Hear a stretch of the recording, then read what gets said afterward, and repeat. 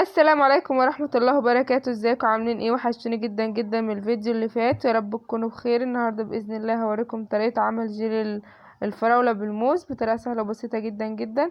هو بصراحة مش محتاج اي كلام، بس ان شاء الله هوريكم تكات بسيطة هتخلوه ناجح معاكم. هنقول بسم الله الرحمن الرحيم. اللهم صل وسلم وبارك على سيدنا محمد. يا ريت يا جماعة قبل ما نبدأ الفيديو مننساش اللايك والشير والسبسكرايب عشان يوصلكم كل جديد. واروح للمكونات. طبعا مكوناتنا سهلة وبسيطة جدا جدا. مكوناتنا اللي معانا هنا: معايا موز متقطع شرايح بالشكل ده، او تفاح حسب الرغبة اللي انتوا بتحبوها، اي نوع فاكهة. ومعايا مية كده انا جايباها من الحنفية، ومية ساقعة جدا، ووادي عبوتين الجيل اللي احنا هنحطهم. طبعا دي المية من الحنفية، هاخد منها كوبايتين كده بالشكل ده. الكوباية دي بتاخد ربع لتر من المية، كل عبوة عليها ربع لتر. طبعا هو مكتوب الطريقة على العبوة. هضيف الكوبايتين كده وارفعهم على النار بالشكل ده، وهسيب المية طبعا تغلي كويس جدا، مش تبقى دافية. وهاخد العبوتين كده هفتحهم واروح على النار بالشكل ده.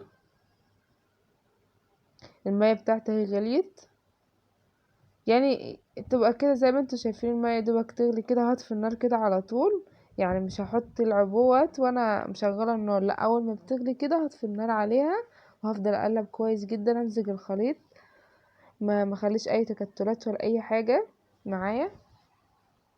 خلاص كده انا بعد ما دوبتهم كده، انا قلت لكم ان انا طفيت النار. اول ما بحطهم باجي هنا بحط الميه الساقعه، لازم تبقى ميه ساقعه جدا جدا. التكايه يعني اللي انا بحطها كده،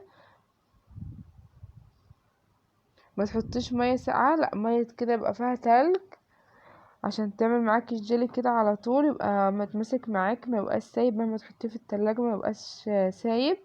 هتشوفوه طبعا في اخر الفيديو، شكله جميل وحلو جدا. هفضل كده خلاص كده مش عايزه اخلي اي تكتلات عندي، هفضل اقلب اقلب كده.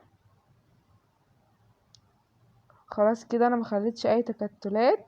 طبعا هروح اجيب بعد الخطوه دي، هتجيبي طبعا الاطباق اللي هي هتحطي فيها الخليط ده. اي اطباق عندك صغيره تنفع للتقديم حطيها، مش هتقول لا يعني. خلاص كده انا جبت الاطباق اهي بالشكل ده.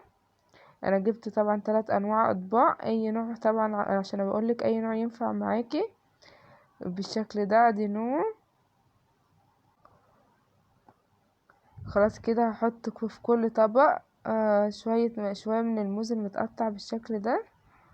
طبعا انا كنت غاسله ايدي كويس جدا عشان الناس اللي تقول ان انا بمسك بايدي. وهمسك طبعا كده احط في كل واحده فوق طبق شويه براحتك، عايزه تمليه للاخر او عايزه تعملي نصه، حسب رغبتكم انتوا، حسب عدد الاسره اللي عندكم. طبعا السيف بيحب الحاجات المثلجة بالشكل ده، ومعاك يعني بسيط جدا ومش مكلف ولا اي حاجة، والاطفال هتفرح بيه جدا. انا عندي اطفال. وطبعا دي الخطوة الاخيرة بعد ما بتصب كده كل الخليط كده في الاطباق وتحط الموز. هنحطه طبعا في التلاجة لمدة 4 ساعات. اقل من 4 ساعات ما ينفعش، لازم 4 ساعات. هيفضل معاكي، هتلاقي الخليط متماسك وشكله جميل جدا. وطبعا بعد 4 ساعات انا هخرجه معاكم اهو، هتشوفوا شكله عامل ازاي. خلاص كده انا بعد 4 ساعات طلعته اهو، شكله جميل جدا ومتماسك معايا، والموز اتمسك في الجيلي اهو بالشكل ده، مش سايب ولا اي حاجة. انا كنت بشد بصراحة بقطع بالمعلقة يعني مش بيتقطع معايا، كان متماسك جدا جدا اهو بالشكل ده. لو اتبعت الخطوات هيطلع بنفس القوام. وبكده ابقى وصلت معاكم لاخر الفيديو. يا رب يكون الفيديو عجبكم، هتوحشوني جدا جدا.